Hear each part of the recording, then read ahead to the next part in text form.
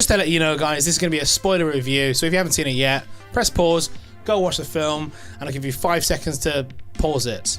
5, 4, 3, 2, 1, and now we're back. Good afternoon, citizens of Bakasaki City, and today we are looking at Deadpool 2. I loved the first film. I think it sparked a new era of superhero films, especially for me anyway. I'm not the biggest superhero movie fan. Like, I haven't seen all of the Iron Men.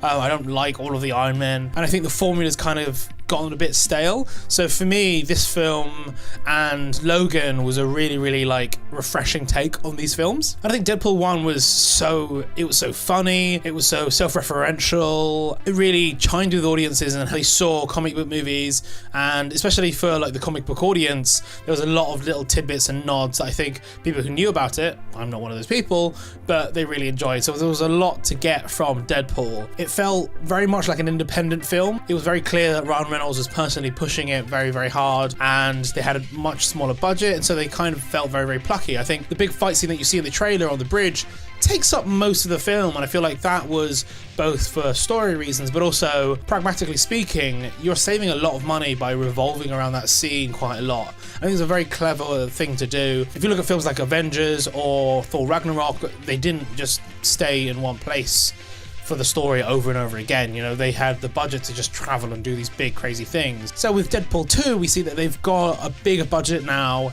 and they've clearly gotten studio execs on their side. They've seen that they can, you know, deliver. But does Deadpool 2 deliver on the same success as the first film? I had the same feelings about Guardians of the Galaxy. I felt like it was a very big and fresh take on it. And so when Guardians of the Galaxy Volume 2 came out, I really liked it. But for me, it felt like, you know, this was really funny, so we're just going to do this again with a slightly different story. I don't think that's necessarily a bad thing. I think it's a very safe thing to do. I can imagine studio execs going, you know, let's not push the boat out too hard. Let's, you know, try and build on what we have, as opposed to trying to reinvent the wheel a second time. I do feel that Deadpool 2 suffers from the same thing. I feel like it suffers from the same backwards-facing comedy writing, and they're very aware of the previous film. I think the bit where they're in Professor Xavier's school and where like they close the shutter doors, I think that joke was very smart and very funny, and I really liked those little elements where they clearly had a little bit more money, or, you know, the people who own the rights to these things actually was okay signing it off. Just a little bit of a joke. I can imagine lots of those meetings happened where they, you know, try to secure those little things, but I don't know if it makes it a better movie. With Deadpool 2, there's much less of an underdog feel with this film. Not so much the characters, but I think the way the production was done, it feels much less plucky and far less brave. I mean, these films are a genre in and of itself now, these kind of meta superhero films, and I think, if anything, Deadpool is a Deadpool movie. Like, I wouldn't be able to compare it to a different type of superhero movie. Like, I think, you know, we have the Dark Knight series, and, you know, that's a dark, gritty superhero film, but I don't think that kind of film is a million miles away from, you know, Captain America. Like, it's a very dark, very kind of human-focused, grey landscape. Those two films still kind of fall into the superhero bracket for me. There's nothing else kind of really like it. It's kind of fallen in its own trap. Everything in the first film was a bit of a joke. Like the big fight scenes, they were joking the whole time. So even though they were very, you know, straightforward fight scenes, the reason you kind of chimed with it is because they were making jokes. Deadpool was saying things, oh, did I leave the oven on? Things like that. There were jokes still happening within the serious stuff, so it knew what was going on. But there was so much in this film where they didn't do that. A lot of the stuff where, you know, obviously his girlfriend dies and we have the whole like heaven scene, there was no joke going on there. There was no, is this really heaven? Or like some silly stuff going on in the background, a silly music, or like looks to camera. It was played pretty straight. I don't know why they chose to do that. I understand from a narrative point of view why you would want to do that, but I don't get why you would do that for a Deadpool movie. Like, the dubstep joke went on for a little bit too long, and then they referenced it right at the end. And I look at that and I kind of wonder, was that the right joke to bring back? I chuckled at it before, you know, it's kind of funny, you know, he's asking this silly question. Dubstep is far less mainstream now, you know, than it was maybe 2, 3, 4 years ago. So it's a, you know, it's a funny, relevant question for the future from where Cable is from. But I don't think if you're going to reference a joke an hour later in the film, it has to be something strong. I think that was not the joke to bring back. And I feel like a lot of the times with this film, there was a lot of weird choices that I don't think really made sense for the genre of Deadpool films. Obviously, we had Deadpool try and kill himself, and that was very funny and very silly how, you know, they put him back together and how he grew his legs back. But even then, him growing his legs back is the same as him growing his hand back in the previous film. You know, it was that moment of stop, pause, look at this funny physical joke, but, you know, take time to assess things, make a joke out of it, spend some time doing some exposition and making some plans for the final act. It served the same purpose. And don't get me wrong, I found it bloody hilarious. I thought the whole like Basic Instinct thing with the tiny like child leg, it was really funny and I really enjoyed it. But I think structurally, that's what I feel has changed for this film. I feel like the actual content itself is the same and it's just as fun as it used to be. But I think the frame around it has changed quite a lot and visibly so. And I do think it affects the film. I don't think I will go back and watch Deadpool 2 as many times as I will rewatch Deadpool 1. The villain, Cable, from what I've read, he's, you know, very, very silly.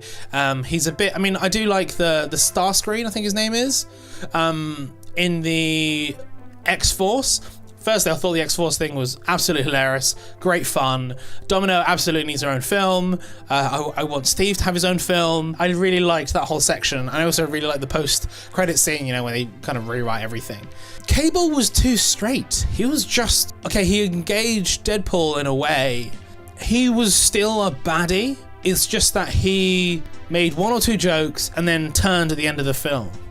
And I don't think that's enough. I don't think that's Deadpool enough. Like, I get what they were doing with the first film with Stryker, and they've kind of done the same thing again with Cable, except now that Cable's a good guy, I don't feel like he's earned it. I don't feel like there's been enough of a change. Outside of Cable, if we had that storyline with Cable, just with like a different character, you wouldn't have that character do that same turn in the same way. If the end wasn't resolved, you know, with his teddy bear being unburned, that character wouldn't be on Deadpool's side. Maybe it's a stylistic thing. Maybe they're trying to, you know, play the straight bits really straight and the funny bits really funny. And I get that, just to add that contrast. But I think Deadpool 1 didn't necessarily need to do that. It felt like more relaxed pacing of the jokes, as opposed to Deadpool 2, which had 35 jokes in 35 minutes, and then a 20-minute section of him looking at his girlfriend, saying they want to have a baby, and then another 35 minutes of joke. I think Deadpool 1, it felt like it evolved out of that, whereas I think in Deadpool 2, they had shuffled that around in a way that I don't think was necessary. I think Russell was fantastic. I've not seen him in anything else before, but clearly he's like a young kid and he performs excellently. I think he will definitely have a great career ahead of him. I really loved how he played his puberty really well. I really like the way that he kind of struggled with, you know, growing up, being mentally powerful, but it also had that kind of very comic book feel of, you know, these are real human problems and we're framing it in this weird way and this very fun entertainment way, but, you know, these are real issues. And, you know, him going back and destroying the school is him looking at himself and like choosing what steps to take when he goes on and becomes an adult. Like, I think the heartfelt side of it was very, very smart and done really well. And I think overall the narrative was great. But I do feel like if we go on to do a Deadpool 3, which, I mean, we most certainly will, I don't know if the same choices they do this time of, you know, changing the structure of it, playing things way too straight, trying really, really hard to, like, pack in the jokes, and I think not taking its time to just be a film about Deadpool. Like, I get the whole X-Force thing, but, you know, ultimately it's a Deadpool film, and that's what we should be focusing. The bus scene towards the end of the film was where the film was best. I really, really enjoyed that, because I think we had many different characters. We saw, like, Deadpool coming up to it. We saw the villains kind of thrash it out, and that was really fun, and it felt exciting. But then it kind of petered out with the end, where yes, it was absolutely hilarious that Deadpool goes back and rewrites those Marvel moments in history. The ending it went on for way too long. It tried to really hammer home this message of, you know, Russell being saved, and, you know, maybe Deadpool's being saved, and oh look, Cable's now saved, and it felt really, really tired. And it took way too long to get to its point. So if you haven't seen the film yet and you've got this far in the video, you're a bad person, but let me know what you think if you end up watching it. If you've watched it already, let me know what you thought. Leave a comment down below. Let me know what you think about the direction they're going with Deadpool 2. If you found it funny, I think ultimately that's what the film set out to do. Did it achieve it? Let me know down below. If you like the video, don't forget to hit that like button, subscribe if you're new, and I'll see you guys next time. Bye-bye.